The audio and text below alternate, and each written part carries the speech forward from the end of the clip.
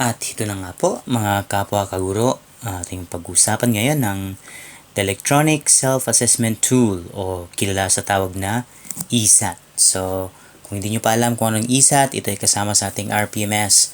Nga lang, computer ang ating gagamitin, hindi mga printed na papel.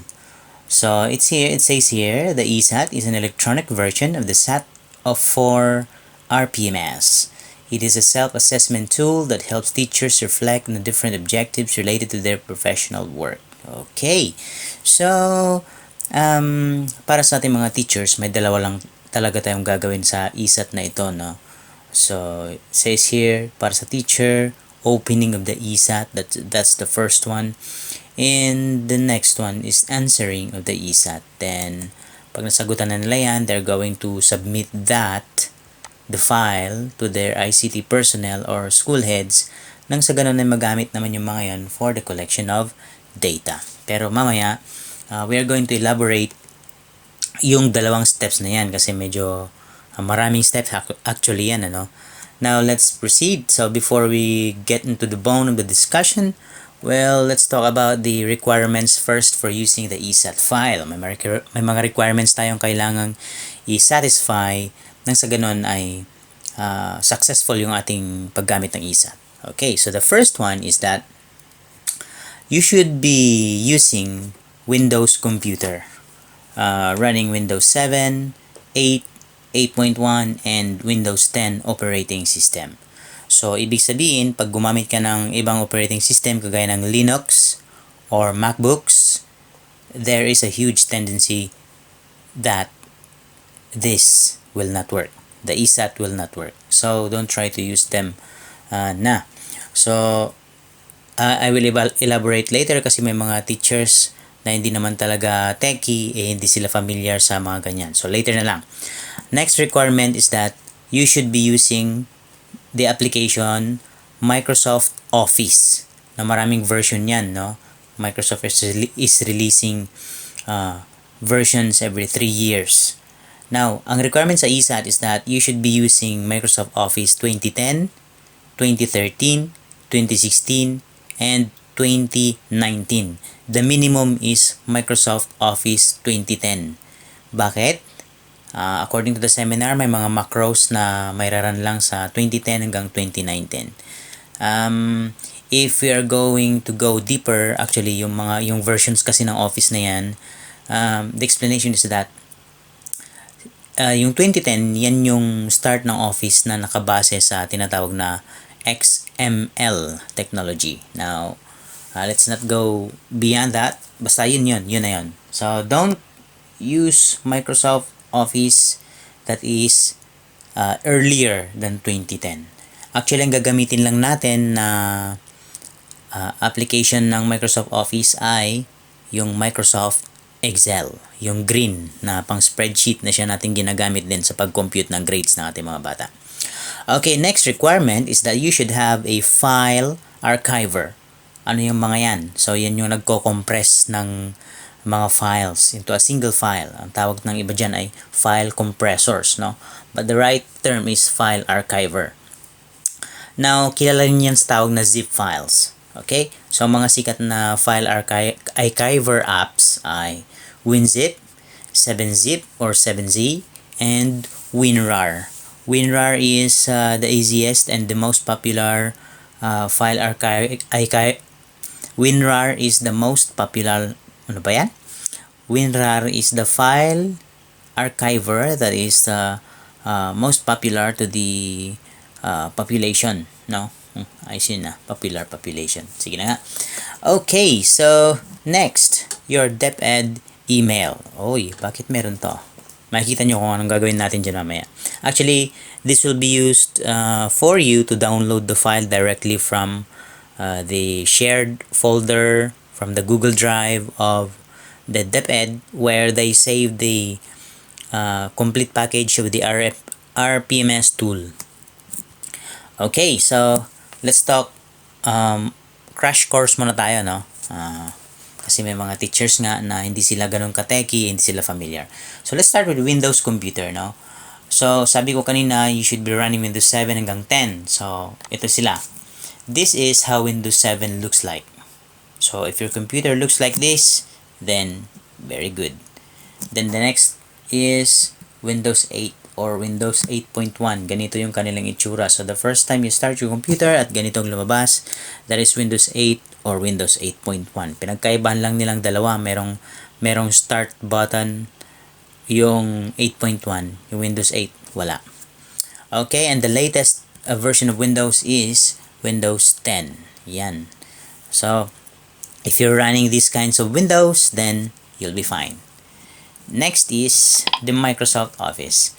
So this one, Microsoft Office, sabi dito, the minimum requirement is Office 2010. So ang Office 2010, ganito ang kanyang itsura. Yung mga icons niya ganyan.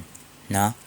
Now, let's go to Microsoft Excel 2010 kasi yun ang gagamitin natin. So ito ang itsura ng Microsoft Excel 2010. So pag ganyan ang naka-install sa'yo, then you're good to go. Next is, this is Microsoft Office 2013. Yan.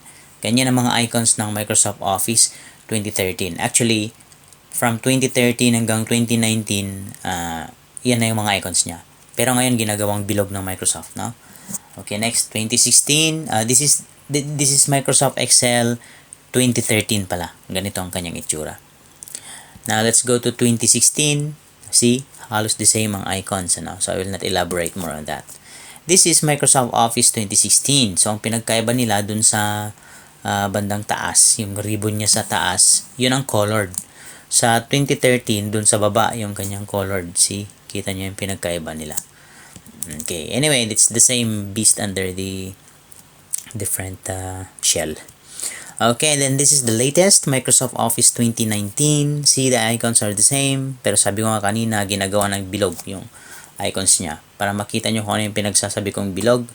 This one, if you're going to look at this is the Microsoft Office icon. See, PowerPoint is becoming circular. But the other icons are still the same. Okay, so there you go. So, pag ganyan naman naka-install sa inyo, then good. This is Microsoft Office 2019. Same with 2016 ang itsura. Now, let's go back. Now, the last one is your DepEd email. So, DepEd email, sabi ko kanina, this will be used for you to download the ESAT. Okay, so the question is, where should I download the ESAT? Well, during the seminar, RPMS seminar, dun sa description niya, nakalagay po doon yung link ng RPMS tool ng Google Drive. So, kinopya ko lang yon. And dito sa video na inyong papanoorin, dito sa video na inyong pinapanood ngayon, nandyan po sa baba yung, ayan, sa video na inyong pinapanood ngayon, nilagay ko sa description ng video ang link ng ESAT, link ng RPMS package. So, ito siya. Ganito siya. So, click nyo lang yan and then, i-direct kayo ng browser nyo doon sa shared folder ng rpms-ppst in the time of COVID-19 SY 2020-2021. So, walang error na lumabas kasi ako ay nakalagin using my DepEd email. Now, let's try to log in using my personal email kung anong sasabihin niya, no? Okay, so, kunyari, nakalagin ako sa personal Google account ko. Let's close these files. Okay, so, kunyari, yan. So, ang nakalagin na account ko ngayon ay my personal account. So, let's try to log in. Click the link. Oh. Automatic naman akong nilagin ni Google. Now, if you try to access the Google Drive using that, if you're going to try to access the link using your personal account, ang mangyayari po niyan ay, ano ba yan?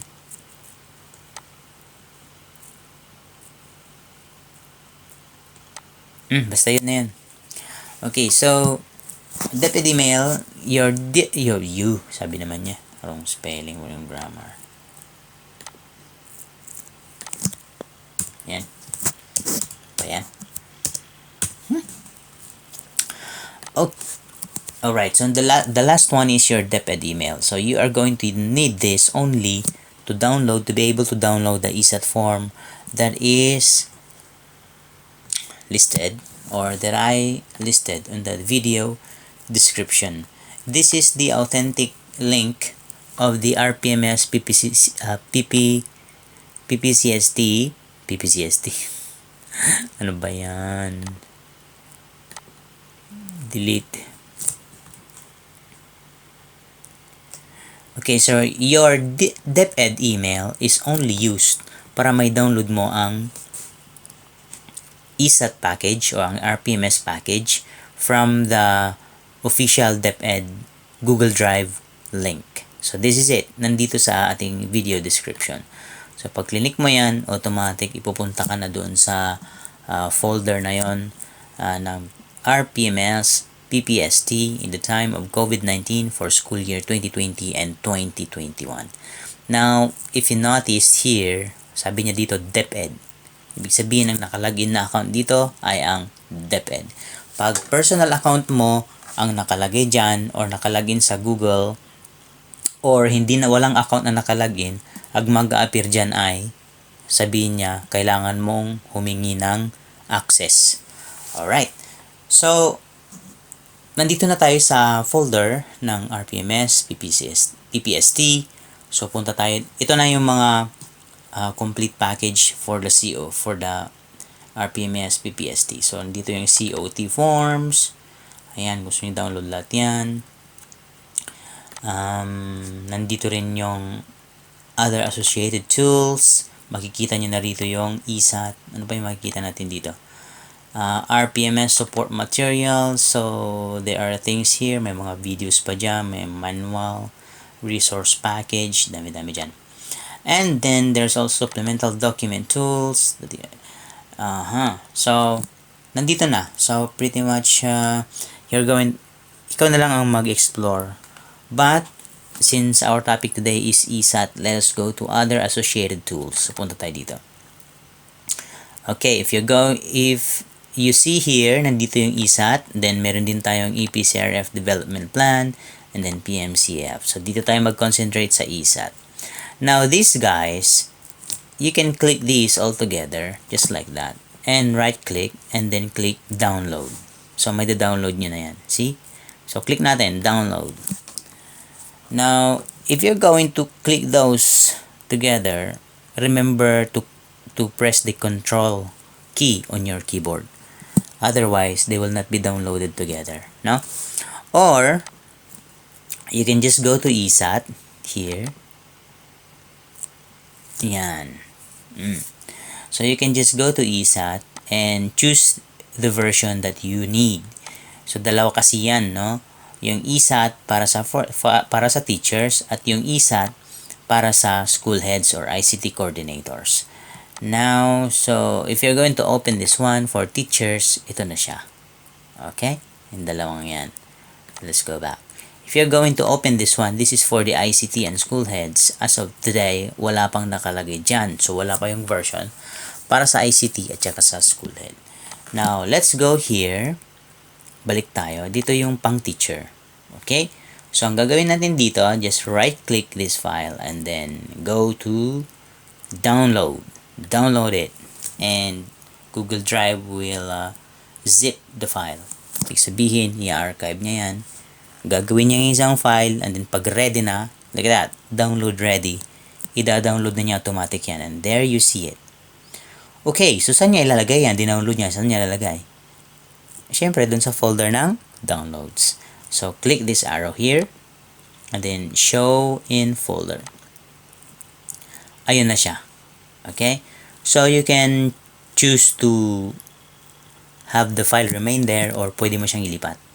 Ako, ililipat ko siya. Right-click ko yan. And then, cut. And then, I'm going to go to the desktop. There. And then, on the desktop, I'm going to right-click it. And then, paste. So, nandun na siya sa desktop. Alright? So, dito sa ating computer, pupunta ka sa desktop, makikita nyo na nandito na yung ESAT na yan. Saan ba yung ESAT? ESAT, where are you?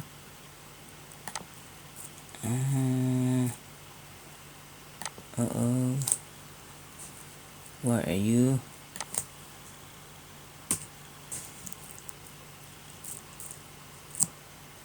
Nawala siya. Nangyari? Okay, so there you go. Kita nyo? So, nandun na po. So, the ESAT is now here on the desktop.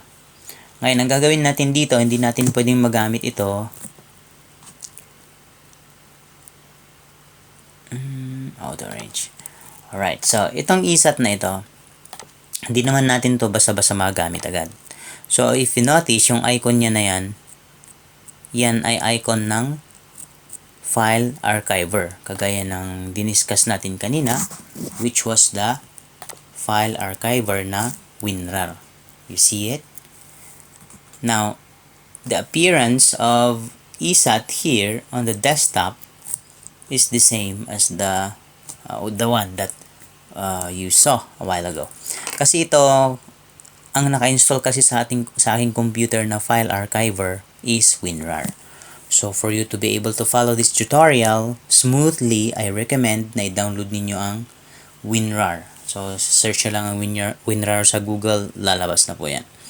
Okay, so, let's right-click it. Right-click.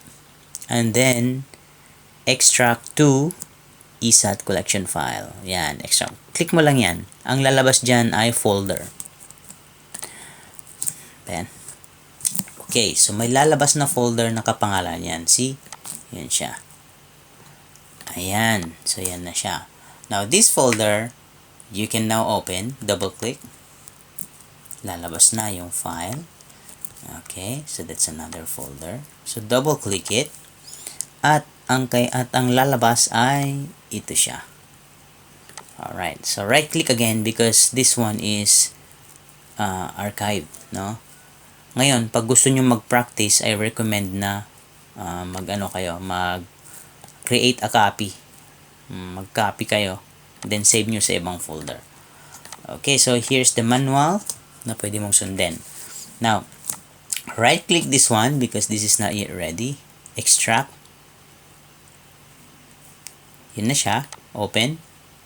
And then here is the file. Okay, yan yung file na tatrabahuin po natin. Alright, so ready na yung file na yan. All you have to do is to right click and then open. Now, let us just wait for the file to load. Oh, mas mabilis siya ngayon. Yung dating ESAT, nako, ang bagal. Okay, so the first thing that you see pagka inopen nyo ang ESAT is ito. Ito yung tinatawag natin na home screen. Alright?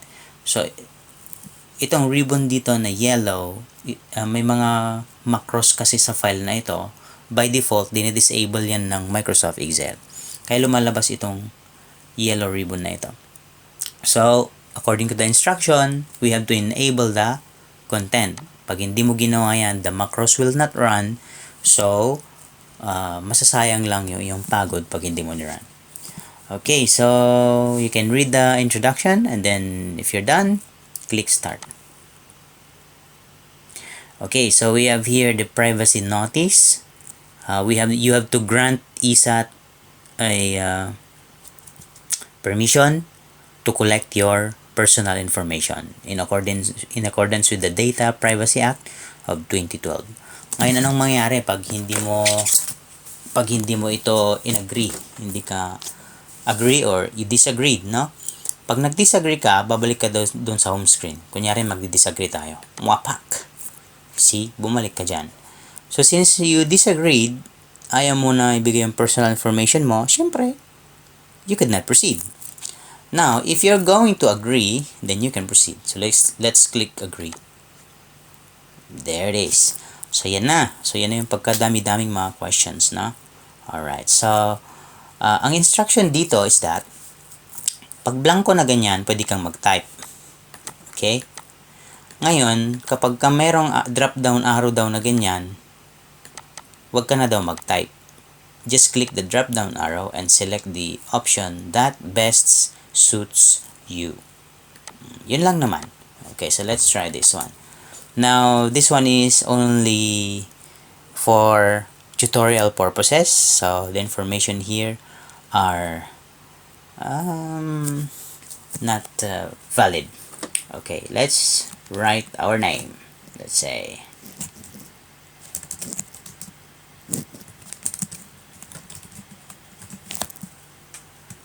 okay, so employee ID, blah blah. Then after writing your employee ID, you write your position, employment status. Ayan, yung sinasabi ko, meron siyang arrow do. So click nyo doon. And then age, gawin ko ngang bata ang aking sarili. You know. Sex, male.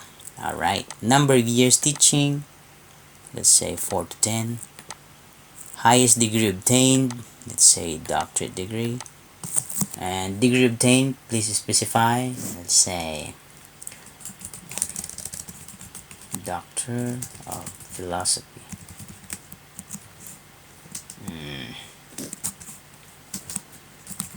Major in Education and Management. Okay, so for example, that's it. Now, level thought. Ito ang importante dito. Ang sabi niya, select from the drop-down options. You must set curricular classification first for options to appear here. So, sabi niya, saan yan? Kasi wala ka namang makikitang option dito pag hindi mo ginalaw yung curricular daw, no? So, it says here, you must set curricular classification first for options to appear here. Nasaan yun? Ito siya. Did you see it? Curricular classification. Okay. So, set down natin muna. Pero bago tayo pumunta dyan, para magkaroon ng sense, fill upan muna natin to. Region 1. Division, Pangasinan 2. Davao City, Pangasinan 2. District, wala siyang drop down, so let's type it. Natividad. School ID, 10/18/36. School name, Luna, yes. Ano ba yan? Oops. School type, dalawa lang yan, rural and urban. So, just click from the drop down arrow. Rural, kasi nasa rural kami. Okay, school size, small, medium, large. I think it's medium. Ask your principal kung hindi kayo sigurado kung anong classification or kung anong size ng inyong school. Okay, so curricular classification, so ito na siya. So our school is from kinder to grade 6. So I'm going to select this one. Okay, so na-set na natin ang curricular classification. We can now go back to level thought.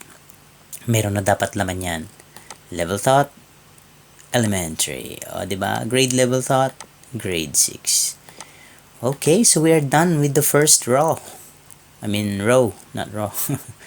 We are done with the first row. Okay, so let's go to areas of specialization. Please tick all the boxes that apply. My specialization is English. So, that's the only box that applies to me. Okay, so how about this subject's thought? Ano ba yan? Hindi naman na maalis yan. How about the subject's thought?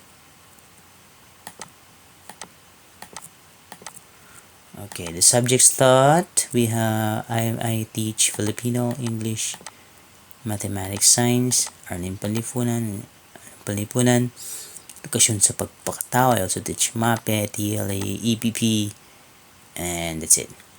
Alright, so next. And here it goes. So this is the ESAT proper. Here's the objectives. These are the objectives. Now here's the instruction. There are 2 columns for every objective. It says, please click one circle in each column corresponding to how you rate your number 1, level of capability. Wow.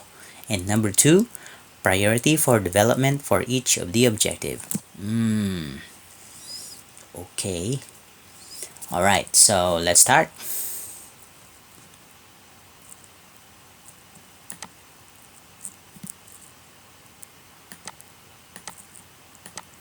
what you answer here is really up to you. So we should not be the same.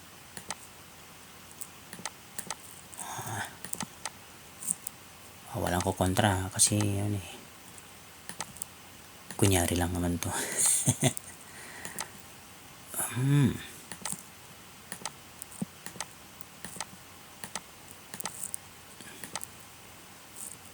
Okay, so kunyari tapos na tayo, no?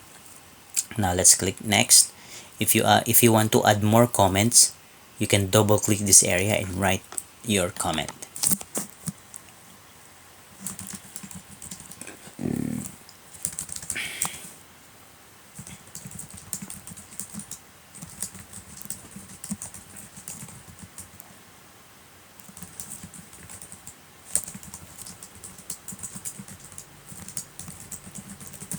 Okay, that is just my comment. Yours is of course different. Okay, so we're done with this. We're done with ticking the circles that corresponds to our answers. Now let's click next. Now here is the part 3, core behavioral competencies. So the instruction here is, please tick the box of the competence indicator that you demonstrated during the performance cycle. Oy. So this is past tense, ano? Self-management. Sets personal goals. Of course, I did that. Undertakes personal actions and behavior. Yes, of course. Displays informational maturity and enthusiasm. Yes, of course. Prioritizes work, tasks, and schedules. Yes, of course. Sets high-quality challenging. Of course. Now let's proceed with professionalism and ethics. Demonstrates the values and behavior in the norms and conduct of ethical standards. Of course. Practices ethical and professional behavior and conduct taking into account the impact. Yes, of course. Maintains professional image. Makes personal sacrifices. A lot. Yeah. Act with sense of urgency and responsibility. And results to focus. Achieves results with optimal use. Yep. Avoids rework. Yep. Delivers error-free outputs. Yeah. Expresses a desire to do better. Yes, of course. Makes specific changes in the system or in own work methods to improve performance. Yes, sir. Now let's go to teamwork. Willing to share of responsibility. Always am. Promotes collaborative, removes barrier. Yes. Applies negotiation principles and driving win-win agreements. Drives consensus and team ownership decision. Yeah. Works constructively and collaboratively. Yep. Service orientation. Can explain articulate organizing direction. Yes. Okay. Innovation. Examines, demonstrate, promotes, creative, translates, uses. Okay. I all have that. Okay, so I am done ticking all the boxes. The next thing to do is to click save. Ayan siya. Okay, so nandito na tayo sa summary.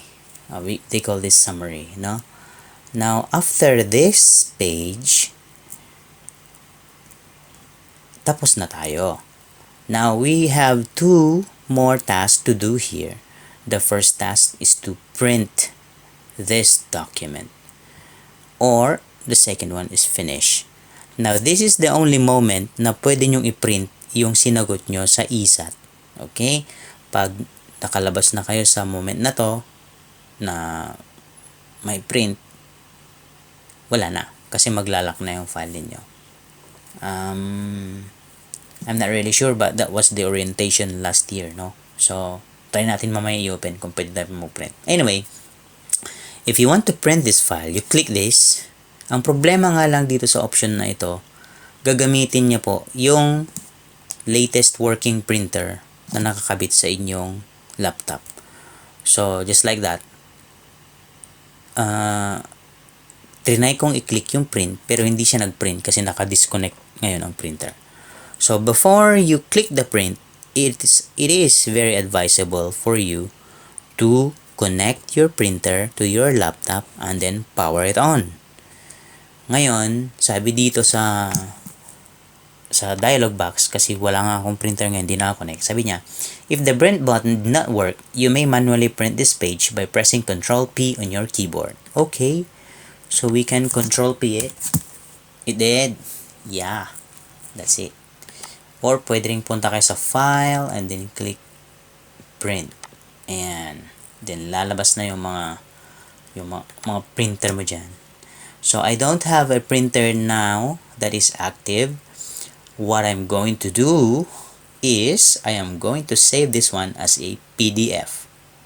Are you familiar with PDF? Okay. It says here Microsoft Print to PDF. I'm going to click this. And then I'm going to click print.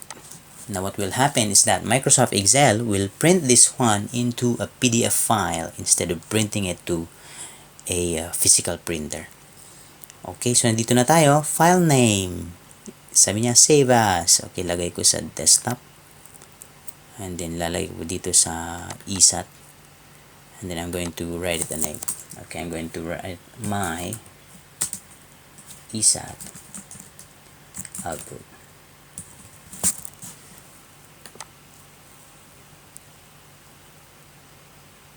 Okay, so I now have a digital file of my printed ESAT. Now remember, by the way, na yung print natin ay hindi natin isasubmit sa school head, hindi rin natin isasubmit yan sa ICT coordinator. Para sa ating file lang yon, for our own eyes. Iba ang ating isasubmit doon. Okay, so, na-print na natin. All we have to do is to click finish. Alright, so click finish.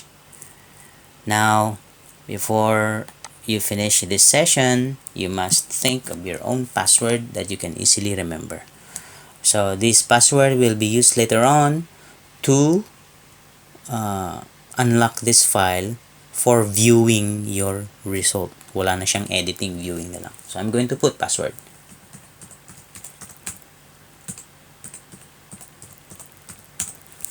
Okay, so password is there. Click finalize. Ngayon, pag na-click niya na yung finalize, lalabas na yung window na yan. The survey completed, sabi niya. So, there's a confirmation window that appears na ang survey ay completed na. You might want to click view, then enter your password. And then there it is. Oh, so pwede pa pala siyang i-print, no? Kasi lumabas pa siya eh. Pwede pa siyang i-print. Okay, click finish again. Alright. So, you can from this moment na, tapos na tayo sa ESAT. So, ang gagawin na natin, close na natin yung file.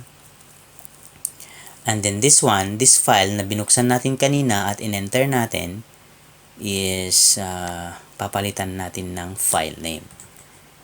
According to the manual. Ang manual kasi, ang sabi niya dun sa manual, let's look at the manual. Sa manual kasi, may sinabi siya kung anong gagawin natin doon, no?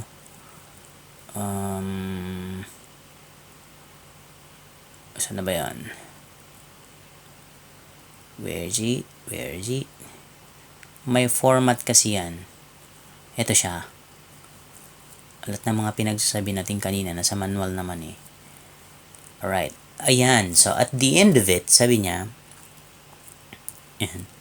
submit the soft copy of the file to your department head or ICT coordinator or school head for consolidation. Sabi niya, use the file name DepEd Prescribed ESAT SY 2020-2021, then the level of teachers, then surname, then first name.